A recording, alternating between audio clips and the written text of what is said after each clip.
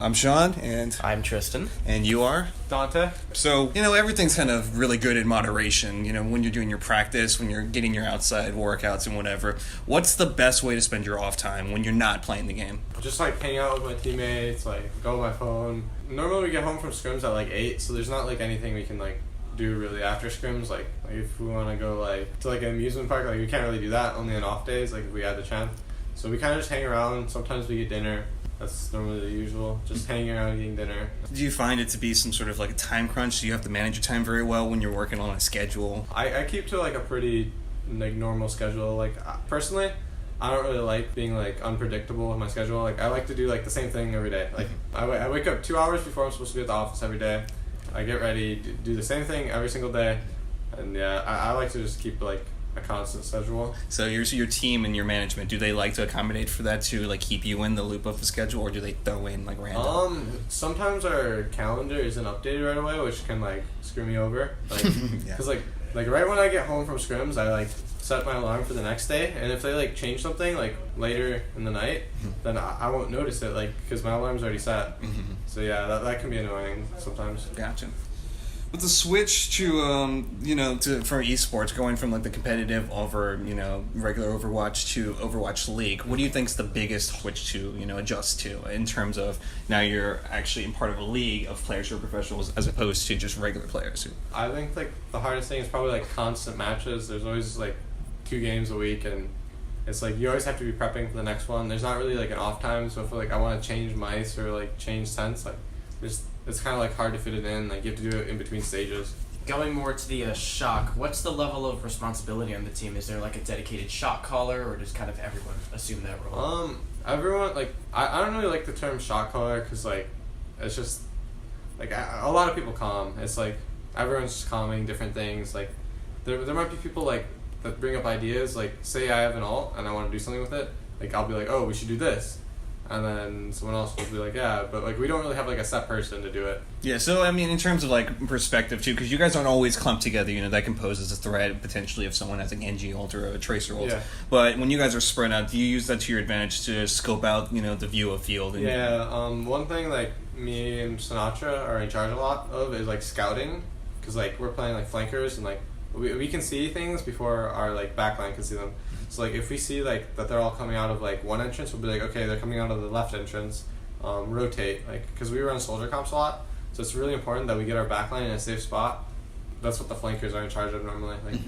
And then your frontline tanks as well. Did they assume that role of trying to make sure? Yeah, they scout a decent amount too. But it's really important on Sombra because you can literally be invisible and they have no idea, so you can scout really important things. Mm-hmm. A lot of the teams in the league right now have very specific strategies that they run. So how do you usually prepare to play against a specific team?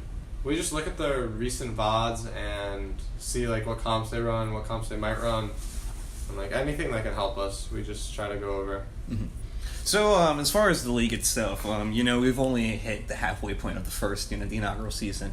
Manager, and he wants to propose to have 28 teams on here. Yeah. Do you feel the luxury of only having 12 teams and having, VODs on all of these teams is coming to your advantage? How do you feel the switch to a bigger league is going to affect the level of play? I think there's going to be less preparation. Not preparation, but sometimes you have to scrim teams before. Florida, we were just scrimming them 2 weeks ago because the schedule was really rough and we had to scrim them because there just wasn't anything else. Mm-hmm. And they knew how we played because we were playing the same comps and scrims really similar stuff. So it could be better with more teams because there's gonna be a lot more scrim options. It's gonna be better in terms of that. Mm-hmm. So with the Architect coming in the second half of the Overwatch League, he's obviously a projectile specialist. How are you guys planning on doing the DPS rotation between you, Sinatra, Baby Bay?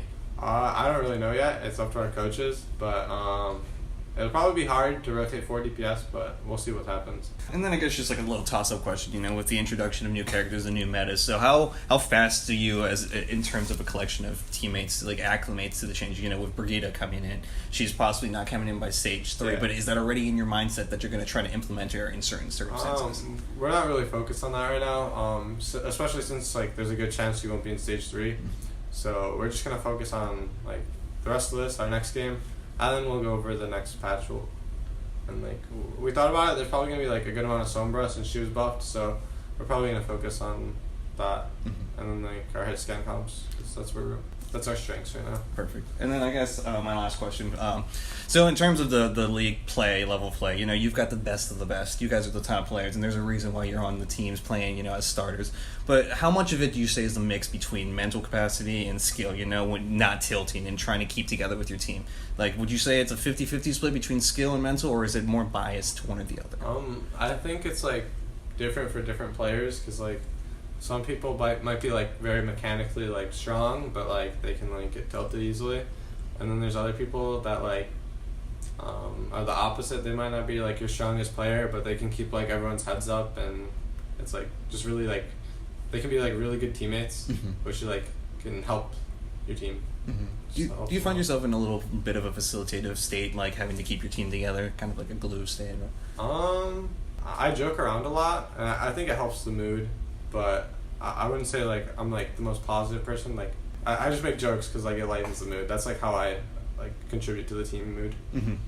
Perfect. I think we're done. Yeah. That's perfect. Thank you so Awesome. much. It's good meeting you.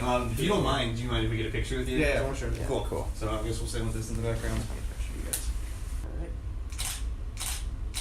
All right. Thank you so much. You're welcome for your time. Nice meeting you. Nice meeting you. Hey, good game, man. All right. Thank you. Yep.